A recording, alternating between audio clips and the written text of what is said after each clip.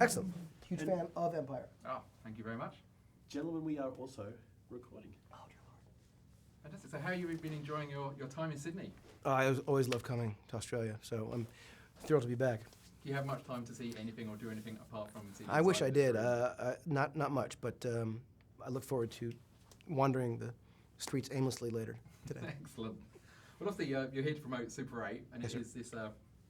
It's a new film in a sea of prequels, sequels, comic book heroes. And what do you think Super 8 is going to bring to audiences? Well, I hope that when people go to see Super 8, they get a real sort of throwback to the films that I missed, that they used to make more of, which were movies that had sort of ordinary people going through extraordinary things, but that also embraced a kind of emotional sort of big-heartedness that I think maybe comes from a more innocent time. But I thought that was something that was very important to me, that this movie have a big heart.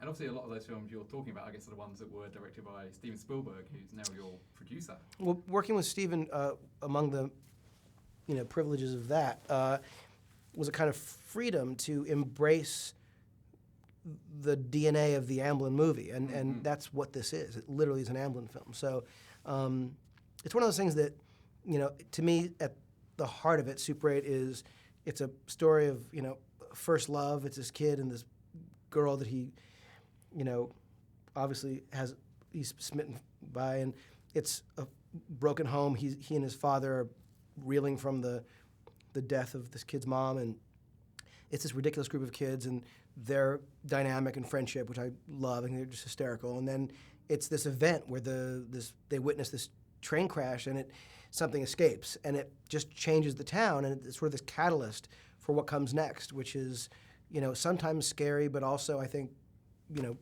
really sweet. And finally, it's, because it is this love story with the father and this girl, what I'm hoping is that people feel that there's an emotional component to the movie that is the most important part of it.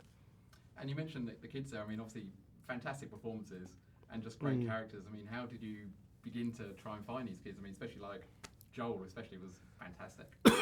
I'm so glad that you like the kids. They were amazing to work with, and especially Joel and Riley, who had never been on the set of anything. It was really fun to watch them figure it out, and directing them and working with them was just a joy, especially given how little time there was. In the course of a day with child actors, you only have so many hours to work, so it was always a little bit of a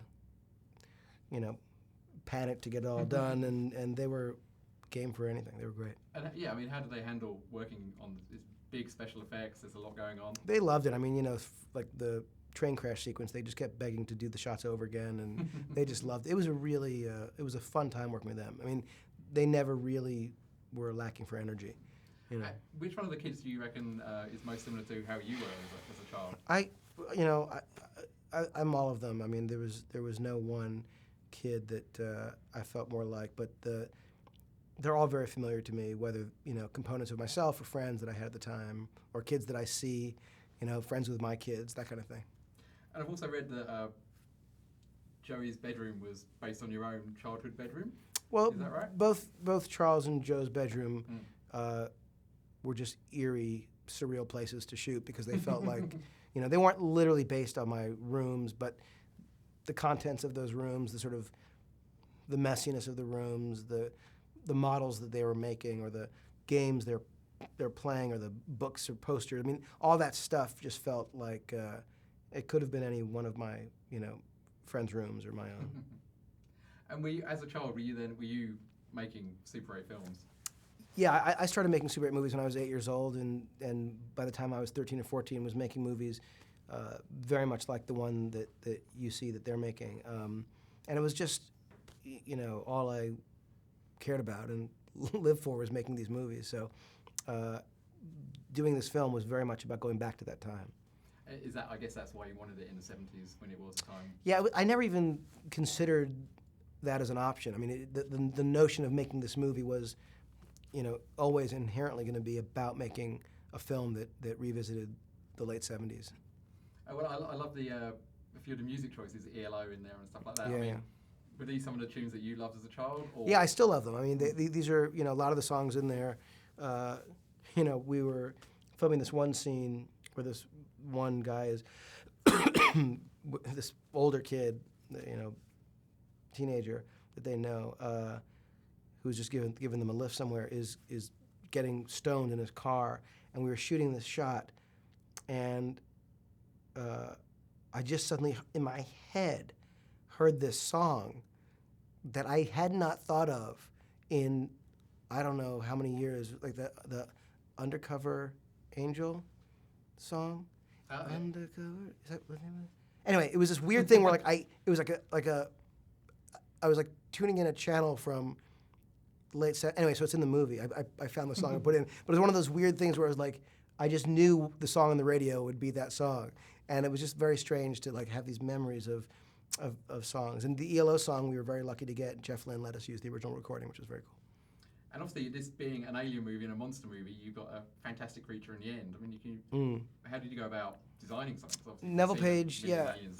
Well, I'm glad you liked it. Neville Page designed a really cool creature, and I'm really proud of how it looks and how it works. But the at the end of the day,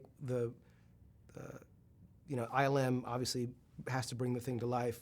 They're the best in the business, and the key to it though was that the actors who had to work with, things that weren't there, whether it be a living, breathing thing or in the train crash, and there was a lot of amazing work that these actors did, especially the young actors. That was to me kind of the biggest special effect of the whole thing. Cool. And I think I've got time for one more question. So I know our readers will want to know. Can you talk at all about what's happening with Star Trek 2 and where you're? We're working hard on it. thinking about at the moment? We're working on the story and hope to have something to report soon. Fantastic. Thank you. Cool. Appreciate Thank you it. very much for your time. Appreciate it. Thanks so much. Thank you. Thank you.